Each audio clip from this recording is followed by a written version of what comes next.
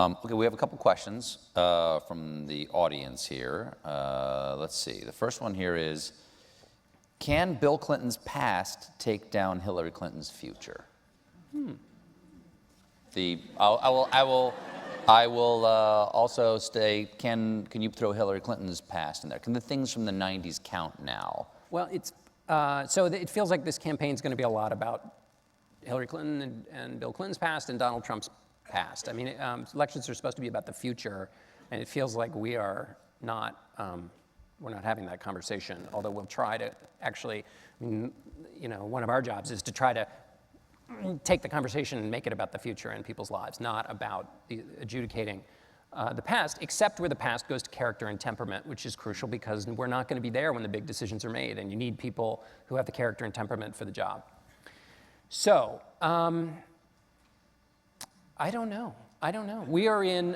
It's definitely going to be used, all of that 1990 stuff. It was revealed today that Trump has a plan to bring Whitewater back up. Right. And the reason we know this is that a member of the Trump campaign accidentally CC'd someone from Politico on an email describing the plan, which it just proves that Hillary Clinton is the second worst at using email of anyone. Although you could argue she's very good at using email. That's true. Yeah. She pretends like she doesn't know how it works. Yeah. Do you wipe it with a cloth? I don't know. Yeah. How does electricity work? It just. Do you remember the old Saturday Night Live skit about Ronald Reagan where when the cameras were on, he was kind of confused, and then when they were turned off, he was a genius? That's the way it was with the email. Yes. I don't know how to log into AOL, and then the cameers are off, and boom, downstairs with the servers. She's hacking into the system. Exactly. All right. Okay. To both, I'm flattered. What does your morning media diet look like? International v. domestic, conservative v. centrist v. liberal. There is only liberal media. There is only. Okay, that's one. What is your morning media diet? How do you start the engine? I start the day with your show while I'm shaving. Really? Yeah. Really? Because you watch it on the telephone. On the telephone. Exactly. Yeah. Mm-hmm. It's very hard to shave. And what are you wearing? What are you wearing? When it is? How much are we shaving? Yeah. This is what I'm asking at this point.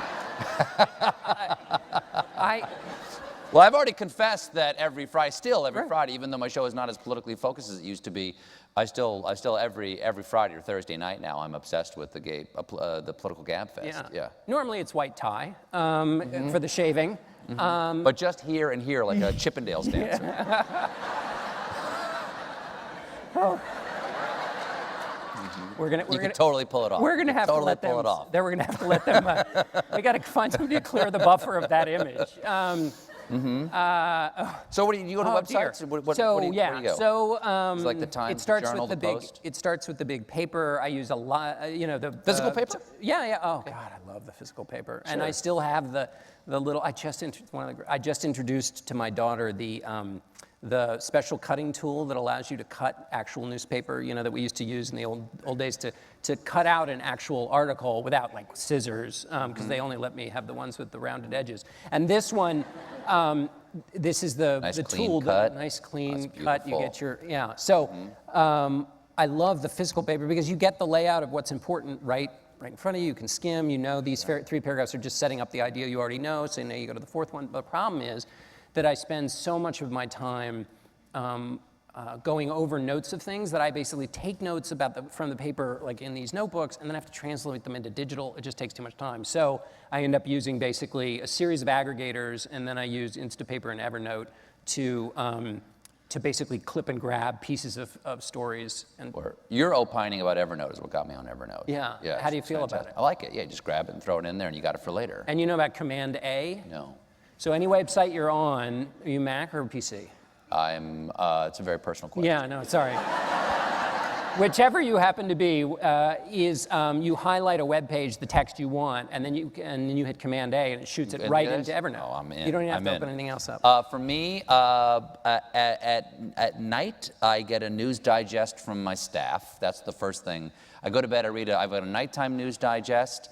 It's usually a dozen stories, top stories, and then odd things on the edges. I often learn news from the scripts that my writers have written that day that I get at the end of the night before I go to bed. I read the front page of the news page of Reddit, and then I read the random pages of Reddit. Like I don't have the pages that are upvoted. I just have whatever the newest things are, as opposed to the upvoted pages of news in Reddit. I look at the politics page. I look at Drudge. I've started looking at something called the Liberty Daily. Have you seen this? It's the Drudge report that believes that Drudge is sold out.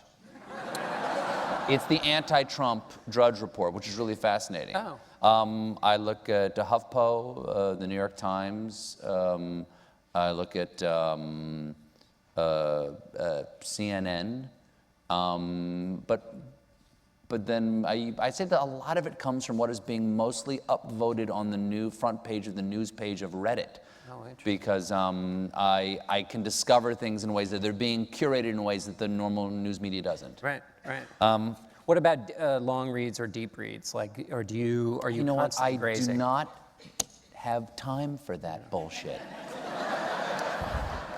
No, it all has to be digested for me because like a bird chewing up its food. It kind of does because I've got so many.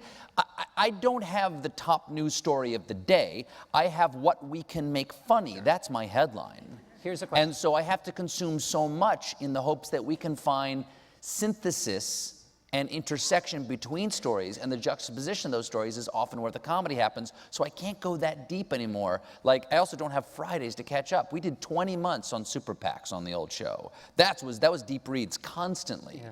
There's actually so much more churn now on a show that happens every night for an hour that I don't have time for the deep read.